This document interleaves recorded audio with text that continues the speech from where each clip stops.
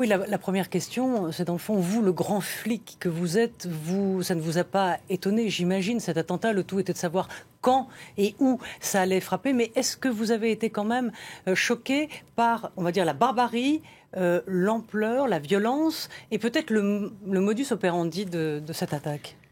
Oui, on est toujours, bien sûr, stupéfait et surpris désagréablement par le côté barbare.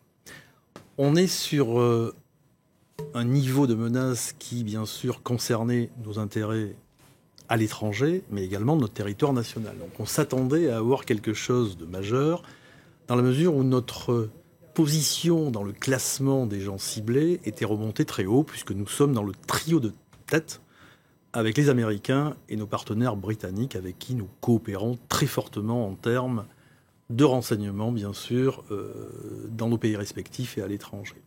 Sur la barbarie, c'est toujours, bien sûr, surprenant, mais quand on voit déjà que la France a été vraiment horrifiée par le fait de savoir qu'un Français pouvait égorger un autre Français, donc les limites sont déjà atteintes. Aujourd'hui, avec cet attentat, c'est un attentat majeur par, bien sûr, la quantité des victimes, mais également par le symbole qui touche à la fois la liberté de la presse et la liberté d'expression, la police qui protège, puisque les personnalités étaient protégées. Donc c'est quand même à la fois barbare, ciblé, déterminé, même si dans l'aspect fuite, il y a eu des maladresses, je dirais, d'un deuxième niveau. Voilà, alors justement, ces maladresses, ça va peut-être vous donner, peut-être que comme que vous connaissez bien tous ces sujets, c'est vrai que les auteurs cherchent Charlie Hebdo. Ils ne savent pas où c'est, ils demandent. Donc là, visiblement, ça, c'est un petit côté pas très professionnel, on va dire. En revanche, dans leur mode opératoire, c'est qu'ils vont très vite. Ils appellent les quatre personnes qu'ils tuent par leur prénom. Ils savent que le jour de la conférence de rédaction, c'est le mercredi. Donc quand même, il y a... est-ce que tout ça paraît bien préparé ? On est dans une chaîne opérationnelle qui laisse quand même quelques moments de surprise. Savoir que la conférence de rédaction se tenait avec tout le monde ce jour-là, à cette heure-ci, est déjà quelque chose d'intéressant. Mais il est vrai que sur la toile, on peut trouver beaucoup de choses sur chaque station avec des détails opérationnels qui peuvent profiter à l'adversaire. La façon dont les gens peuvent accéder aussi à l'immeuble, même s'ils ne l'ont pas trouvé du premier coup, laisse un petit peu pantois sur une action de force vive qui permet, je dirais, d'aller directement à l'endroit, puisque le premier vigile est tué immédiatement et le deuxième donne l'endroit où se passe la réunion. Et enfin, le policier du service de protection qui est chargé de protéger donc le journaliste est lui-même atteint et ensuite il pose la bonne question de savoir qui est qui. Bon. Dans la fuite, on s'aperçoit qu'il y a à Palan, petite foulée, on abat un policier à terre, le deuxième, qui n'est plus en situation offensive, qui est blessé, allongé à terre, et on le liquide, mais sans motif apparent. Et là, c'est là où le deuxième degré de la barbarie s'inscrit, puisqu'il y a à la fois le côté journaliste, mais aussi le côté policier. Donc, une détermination sans faille, une barbarie qui fait penser à des gens qui ont pu connaître des zones de combat aussi, ou s'en inspirer largement à travers la connaissance de certains sites et la fréquentation. Et là, au vu des images, c'est ce que vous... Déjà, quand vous voyez les gens habillés en battle dress, uniforme, cagoule, ils ne veulent pas se faire reconnaître, donc il y a un savoir-faire méticuleux. C'est une action commando de type militaire. Indéniablement. Hier, François Hollande disait que plusieurs attentats avaient été déjoués en France. Est-ce que ça, là, c'est celui de trop, celui qui a débordé les services de sécurité ?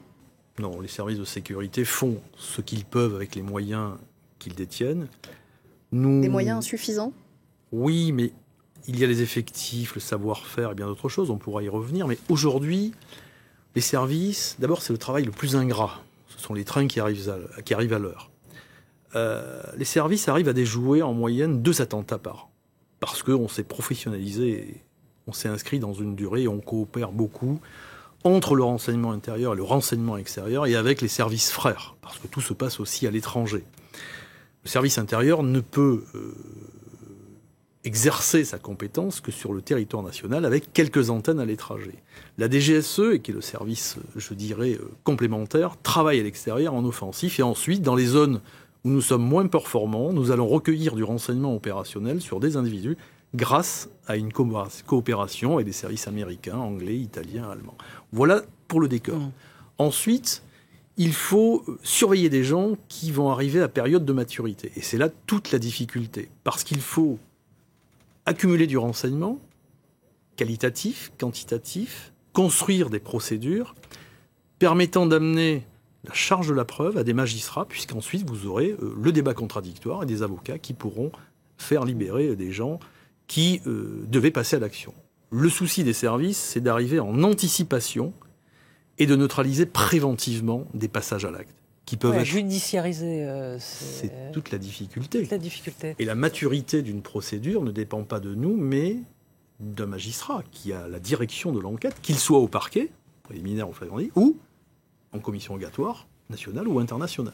Alors, c'est vrai que quand vous étiez, à la DCRI, et lors de l'affaire Mera, on vous avait reproché, notamment la gauche, de ne pas avoir suffisamment surveillé Mohamed Merah. Est-ce qu'aujourd'hui, vous diriez qu'avec Charlie Hebdo, qui était une cible, l'un des objectifs des auteurs d'attentats, est-ce qu'il y a eu une faille, on va dire, dans le bouclier antiterroriste? Est-ce que vous diriez ça à votre tour aujourd'hui?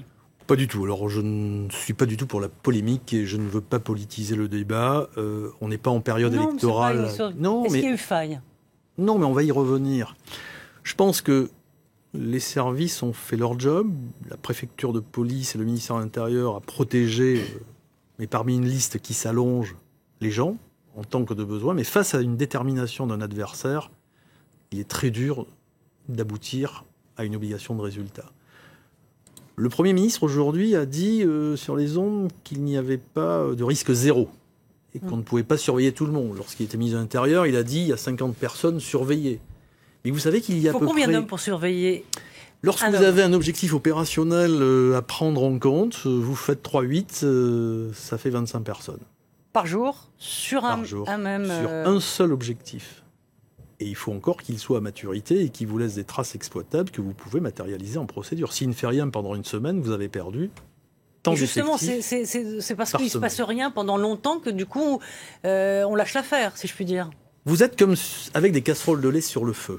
Il y en a une qui va bouillir un peu plus vite que l'autre, mais ça ne veut pas dire que les autres ne vont pas monter en pression. Les services font, parmi les priorités qui sont les leurs en étroite relation avec le côté judiciaire, parce qu'on n'est pas seul à décider, plus le côté politique. Je rappelle qu'il y a une coordination nationale du renseignement à l'Élysée qui est là pour analyser la menace, voir quelles sont les priorités et formater ces priorités et les décliner. Donc aujourd'hui, dire qu'on ne peut pas surveiller tout le monde, bien sûr qu'on ne peut pas surveiller tout le monde. Donc on prend les gens qui sont les plus opérationnels et les plus prédisposés à un passage à l'acte. Il y a beaucoup d'analyses humaines, des fois des erreurs, il y a beaucoup de surveillance opérationnelle ou technique, et ensuite ça vous donne un fruit plus ou moins mûr. Pour l'affaire Mera, le juge Trevedic avait dit si on l'avait arrêté préventivement, on le libérait le soir même.